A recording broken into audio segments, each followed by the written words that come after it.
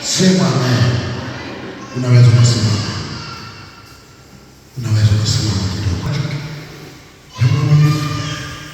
Sio kuchukiwa peke yake, hata kuwaziwa kufa. Sio kufa, ila kuwaziwa kufa. Daniel aliwaziwa kufa. Ndio maana walimtupa kwenye tundu la simba. Tumesoma akina Shadraka, Meshaki na Abednego waliwaziwa wafe. Ayubu aliwaziwa afe. Yusufu aliwaziwa afe. Kwanza walianza kumtumbukiza kwenye shimo, afie huko, wamwache huko. Wakafanya na mbinu kwamba atakwenda kumwambia baba ameliwa na mnyama mkali. Alafu mwisho wasema tuone zitakuwaje ndoto zake. Kuna watu wanasema tuone itakuwaje kweli wake. Na nimekuambia mtetezi wa mtu mwaminifu sio mwanadamu. Akiinuka mwanadamu kwa kutetea mshukuru, lakini kwa kawaida mwaminifu anatetewa na Mungu. Mwaminifu anatetewa na Mungu. Usipate shida ukiona hata wale mlioambatana nao, mliofanya nao kazi ya Mungu, usipate shida wakianza kukuacha, kwani ni kawaida, kwa sababu uaminifu una gharama. Jina la Bwana libarikiwe. Uaminifu hauna uhusiano kwamba watu watanionaje. Mtu akishakuwa mwaminifu, sio watu wazuri upande mwingine.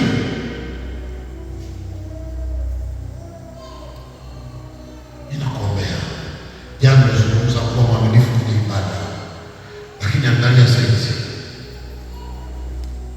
vile ambavyo Daniel na yeye anaendelea kuwa mwaminifu kwenye ibada, lakini pia amekuwa mwaminifu kwa mfalme. Yaani mfalme akiwa anapiga hesabu, anaona hesabu kwenye eneo ambalo amehusika, yaani haina nafasi.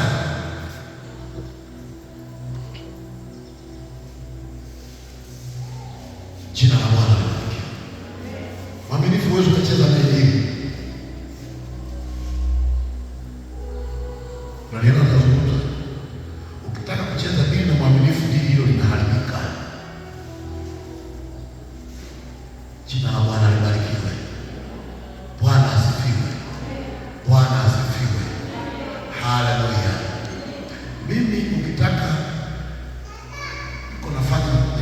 mchungaji anafahamu baba kwenye biashara yetu, miongoni mwa biashara ambazo zinahitaji ujanja pamoja na biashara yetu. Wewe ndio ushuhuda. Mungu akusaidie, simama hivi. Kuna mahali mimi nilikuwa na supply kuku miongoni mwa hoteli kubwa hapa Kahama, wastani wa kitu 30 mpaka 50 kila siku, kila siku. Sasa kama unajua, sio kila mtu anayefurahia mafanikio yako. Kumbe ninawindwa, lakini tatizo la uaminifu na gharama zake. Pale mimi biashara tulizungumza na mkurugenzi mwenye hoteli, Bwana asifiwe. Lakini pale kwenye hoteli mkurugenzi anakuwa hayupo muda wote, kunakuwa na meneja, kunakuwa na wale watu wa manunuzi, kunakuwa na storekeeper, kunakuwa na mhasibu, kunakuwa na mtu wa jikoni, wale mashefu.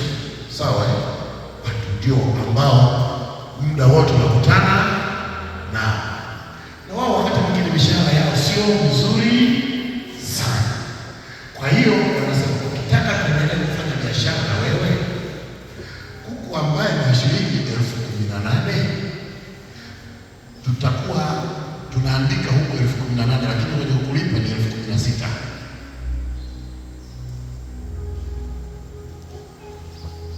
Unaiona jinsi hivi? Mimi nikasema sasa, manake lazima tukubaliane wote ni wajanja. Nitakulipa 10,000 na utalipa 16,000, lakini na mimi nitakuwa nakupa kuku 16,000 ila kwa 18,000 hiyo, ili 10,000 na mimi sitaki hasara.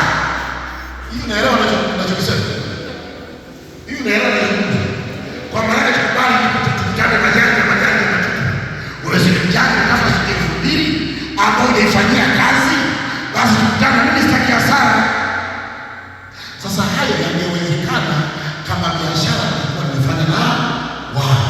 Sasa mimi pale nimepelekwa na bosi. Ina maana kesho malalamiko yakienda kwa wateja kwamba kuku yako ni vidogo, wa kulalamikiwa sasa bila kwamba bwana, nilishakuamini una supply kuku hapa, mbona nipa vidogo? Manake mimi najiharibia kwa bosi.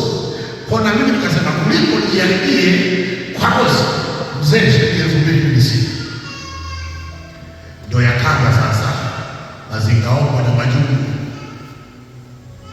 Ulipeleka mara zinatukana kuku wako hivi na hivi, alimani tu kuchafuliwe. Jina la Bwana libarikiwe. Walipoona kila kitu kimeshindikana, kwa sababu pale katikati hapo ni yule mhasibu, ni mtu aliyeokoka, na yeye akasema huyu anayeleta hapa mimi nimfahamu. Acheni, kama mmezikosa hela zake mtazipata kwenye vitu vingine hapo, mwacheni. Hawakupizika. Akasema visa wakatekeleza. Miongoni mwa wale tunafanya nao biashara wakamtengeneza, wewe tunataka wewe unaleta sasa, tusaidie, tufanyeje? Wakatengeneza mbinu. Siku moja nikatafutiwa, unajua, na unazichinja, baada ya kuzichinja unazipakia kwenye mfuko, mnampa barabara peleka kwa mahali fulani. Kumbe wametafuta ile kuku lililokufa. Unajua kuku aliyekufa hajifichi, yuko wazi. Lililokufa wakanyonyolea sijui wapi, wakakutana ule bodaboda sijui wapi, kwenye kuku 50 wakachomoa kuku mmoja miongoni mwa zile kuku, wakapachika ile kuku ilikufa, ama mabadilika mpaka rangi, wakafunga, wakazipeleka. Huo mchongo miongoni mwa wafanyakazi pale wanafahamu, lakini na wenzangu huku kazini pia. Unajua, unaweza kuona kama haya unafikiri mko salama wote, kumbe kuna watu wana ajenda